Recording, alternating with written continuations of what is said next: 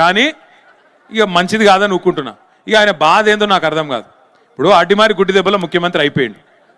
అది మన దగ్గర అంటారు కదా ఊళ్ళలో, అడ్డిమారి గుడ్డి దెబ్బల కిస్మత్ బాగుంది. మేము అనుకోలే, కార్యకర్తలు మా వాళ్ళు బీఆర్ఎస్ వాళ్ళు అనుకోలే. మీరేమనుకున్నారో నాకు తెలుసు. నేను చెప్తున్నది కరెక్టా కాదా మీరు ఒకసారి నాకు చెప్పురు. మీరు ఏమనుకున్నారు అంటే పోతే మా ఎమ్మెల్యే పోతాడు కానీ కేసీఆర్ ఉంటాడు కదా అనుకున్నారు. అంతేనా? అదే అనుకున్నారు. కాకపోతే ఏం జరిగిందంటే అట్లా దేవరకద్రోళ్ళు అనుకున్నారు, మహబూబ్నగర్ వాళ్ళు అనుకున్నారు, నారాయణపేట వాళ్ళు అనుకున్నారు, అందరు వేలు. మొదటికే మోసం వచ్చింది, లాజిక్ మిస్ అయ్యారు మీరు. ఎమ్మెల్యే లేకపోతే కేసీఆర్ ఎట్లుంటాడే, ఒక గది మిస్ అయ్యారు మీరు. అందుకే నేను మీ అందరికీ ఒకటి దండం పెట్టి చెప్తున్నా, ఈ కార్డు నుంచి ఒకటి యాద పెట్టుకోరు. ఇక పోయినసారి జరిగిన తప్పు మళ్ళీ జరగద్దు అంటే ఏం చేయాలి? రేపు మున్సిపాలిటీలో కూడా మళ్ళీ కారు గుర్తు మీద బీఫామ్ మీద వస్తారా మనోళ్ళు?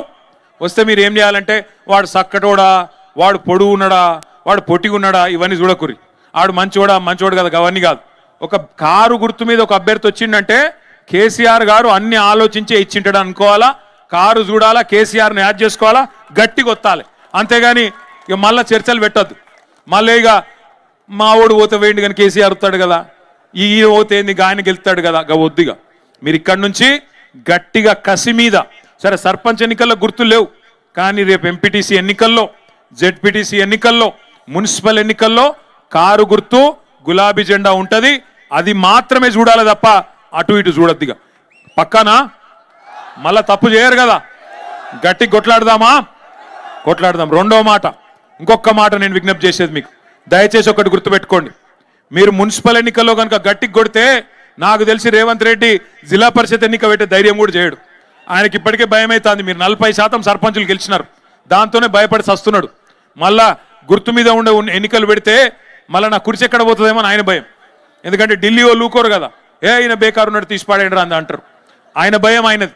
అందుకే మున్సిపల్ ఎన్నికల్లో గెలిచిన సర్పంచులు, జెడ్పీటీసీలు, ఎంపీపీలు, మాజీలు ఎవరెవరైతున్నారో అందరూ మున్సిపాలిటీకి రావాలి. అక్కడ గట్టిగా పని చేయాలి. అక్కడ మీ చుట్టాలు ఉంటారు, మీ దోస్తులు ఉంటారు, మీ క్లాస్మేట్లు ఉంటారు.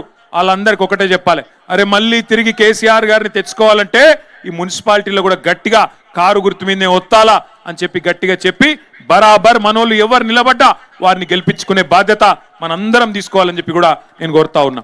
చివరగా ముగించే ముందు నేను ఒక్కటే ప్రార్థన చేస్తా ఉన్నా, మళ్ళీ ఐటీ హబ్ కలకలలాడాలి అంటే, మళ్ళీ ఇక్కడ ఉద్యోగాలు రావాలి అంటే, అమర రాజా లాంటి పరిశ్రమలు మళ్ళీ రావాలి అంటే, రైతులకు మంచి రోజులు రావాలంటే, మా ఆడబిడ్డల ముఖంలో మళ్ళీ చిరునవ్వు వెలగాలి అంటే, మన భూముల ధరలు మళ్ళీ పెరగాలి అంటే మళ్ళొక్కసారి కేసీఆర్ రావాలి అన్నది గుర్తుపెట్టుకోండి. ఈసారి తప్పు చేయొద్దు, ఈసారి ఏ మరుపాటొద్దు. ఆల వెంకటేశ్వర్ రెడ్డి 1300 ఓట్లతో ఓడిపోయిండు, మర్రి జనార్దన్ రెడ్డి 5000 ఓట్లతో ఓడిపోయిండు, లక్ష్మారెడ్డి గారు కూడా దగ్గరకు వచ్చి ఓడిపోయిండు. ఇట్లా ఈసారి తప్పు జరగొద్దు. ఈసారి ఎవరు నిలబడ్డా ఒకటే గుర్తుపెట్టుకోవాలా, మళ్ళా గులాబీ జెండా ఎగిరి కేసీఆర్ గారు మళ్ళీ వస్తేనే పాలమూరు రంగారెడ్డి ఎత్తిపోతల పథకంలో భాగంగా మన పొలాలకు నీళ్లు వస్తాయి. ఈ దుర్మార్గులు ఉన్నంత కాలం వీళ్ళు ఏమి చెయ్యరు.